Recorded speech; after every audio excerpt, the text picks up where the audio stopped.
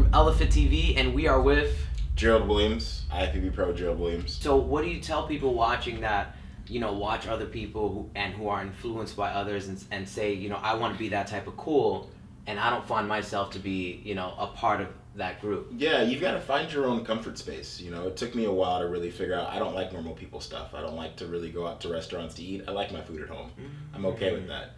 I don't really like to go out a lot because I don't really like to dance. I can play music, I can't dance. It is what it is. We all have our limitations. What music instrument do you play? I play bass. I play drums. So I toured, I've recorded, I've done a lot of stuff like that. Talking about arms, Dexter Jackson is probably one of my favorite bodybuilders. Yeah, I just did a seminar with Dexter. Get out! Yeah, we just did it in Sacramento like 2 weeks ago.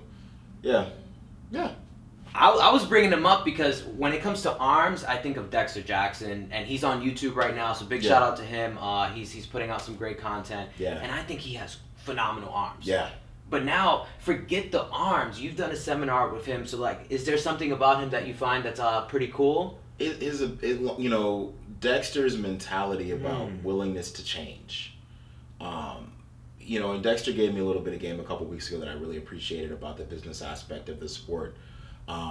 Which he and I know some mutual people from the Bay Area, so we have friends that, Dexter's been around for a long time, and so he's been a good dude, and so it's good to know people like that. But his ability to really recognize that his body's changing with age, and to be able to find ways to train with that are smart. Part of the reason why he's been able to be so successful for so long is he's adaptable. A lot of people this is how I train, this is it.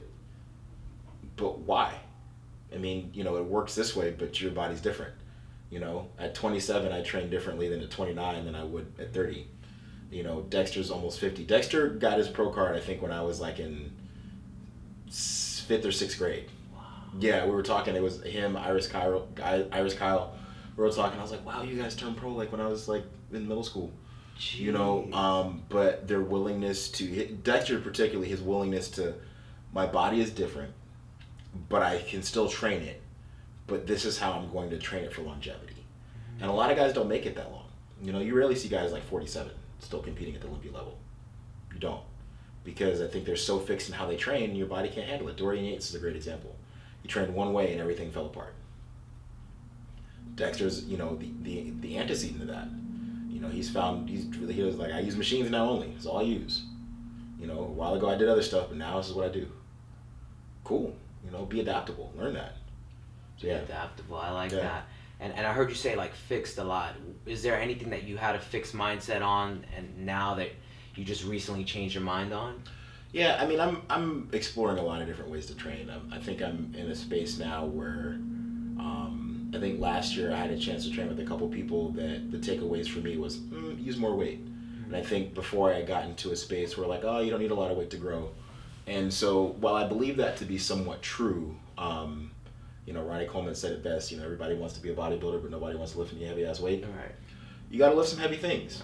Right. So I think making the shift, I don't use bars to do a lot of things. I don't squat a lot. I rarely squat. So I think there's been a space for me of how do I still train heavy with compound movements, but heavy enough to stimulate tissue, but not so heavy where I'm wrecking my joints. And so I feel like I've found a good balance between that now.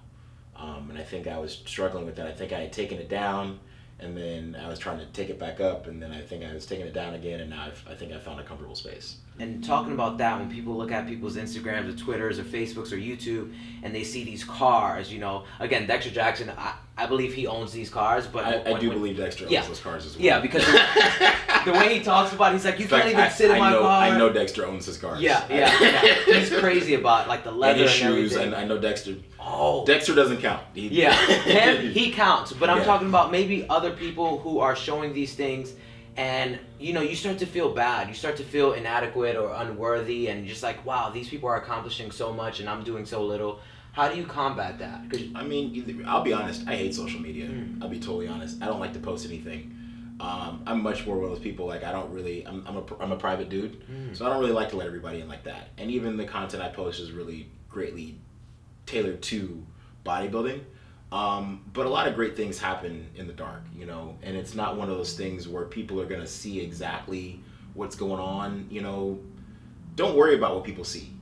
Like that would be what I say to folks. Accomplish your stuff in the dark. You know, rich people are rich because they don't spend a bunch of money, and not everybody knows their business. So if you follow that philosophy and that model, you'll probably be in good shape. When it comes to this, a lot of people, they want to be big, they want to make it into bodybuilding or make money, and they just want to make fitness their life, right? They get into the gym, they enjoy lifting weights, they enjoy posting pictures on Instagram, on Twitter, whatever the case may be, but they want to make money. Their parents are like, hey, what are you going to do with your life? And they're like, I'm gonna be a bodybuilder. Like they just saw this interview. They saw that you're living it up. You look healthy. You look great. You look happy. Yeah. They want to do what you're doing. What do you tell them? I tell them find a day job, get an education. Bodybuilding doesn't really make any money. Social media has actually ruined bodybuilding, at least the economics of it. I was fortunate enough to come up in a time in the early 2000s when they were still doing leader contracts and supplement contracts and all the other stuff, and that was the only gateway or access point to professional or top national level athletes. Now with YouTube, which is great, Instagram, Facebook, Twitter, now you have on the spot access and people that have never done a show are fitness celebrities. And so what it's done is it's really democratized the streams of income for people. And so if your goal is to be a bodybuilder, recognize that a lot of bodybuilders have other incomes, or they have partners that have regular jobs. I was fortunate enough to talk to a couple of the judges that they work regular jobs. They have other stuff and they just do this as a side thing. And the reality is that people are killing themselves trying to be personal trainers and other things that are really consistent with the sport. But this is an expensive process. The food, the travel, the training, like everything that you need to do is expensive. It's not cheap. So you need a decent education that's going to afford you a job with a decent salary that's going to allow you to get to where you want to go. I turned pro out of my own pocket. Like I wasn't sponsored by anybody, and in my first year as a pro, I wasn't sponsored by anybody. Just more recently, I've been able to sign with a couple companies and do some things.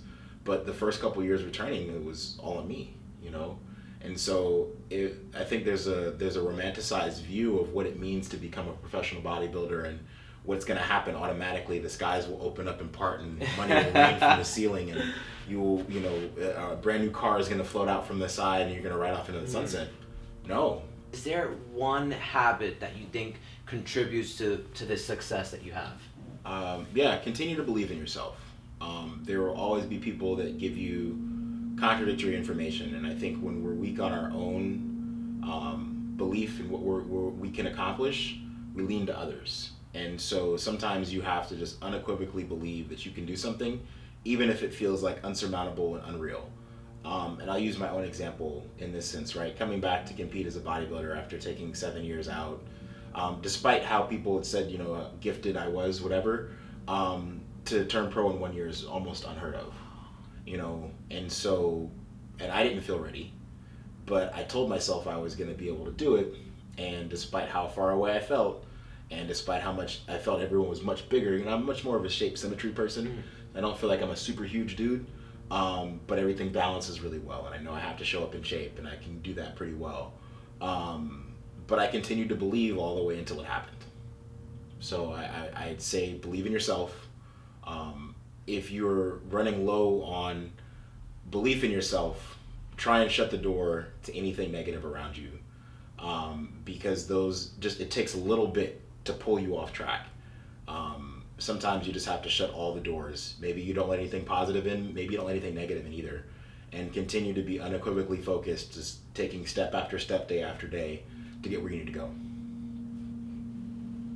Yeah, drop the mic, boom.